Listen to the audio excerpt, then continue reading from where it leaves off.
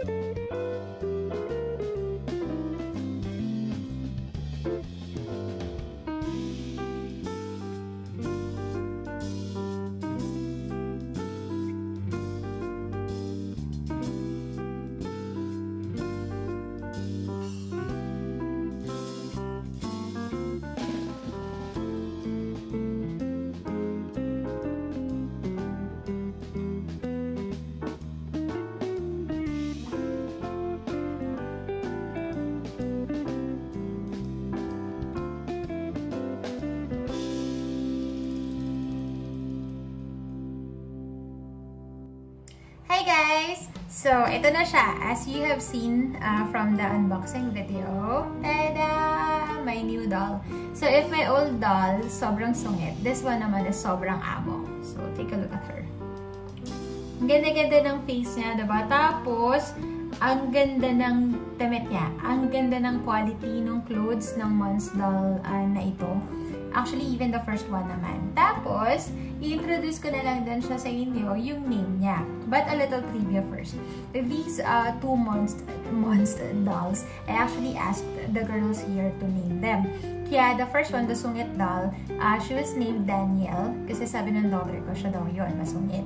And then this one naman, when I was buying her pa lang, I asked them, if they can think of characters na red yung hair, na pwede namin gamiting basis para sa name ng doll na to.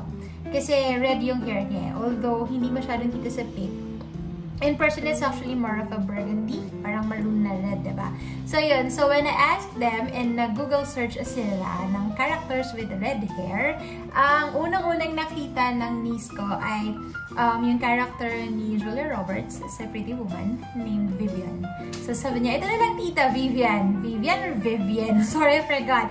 Which is sobrang sakto kasi I wanted to name my doll Vivi. Parang bebe. Vivi. Vivi. Yan. So, sakto, Vivian. So, this is Vivian. And we are nicknaming her Vivi. So, ayan. So, ayan. Happy lang kasi kompleto na yung Monst dolls ko. Hindi na sad, hindi na malungkot at moody si Daniel. Tapos, probably in upcoming days, I'll also do a quick show and tell of my new doll bedroom. So, meron kasi akong in-order kay Annie Teen Doll Houses na parang bedroom naman siya. Box siya that if you open, it looks like a bedroom. And sobrang sakto yung size nitong Monst dolls sa kanila. So, yun lang. I hope you enjoyed my video. Thank you. Good night. Bye-bye.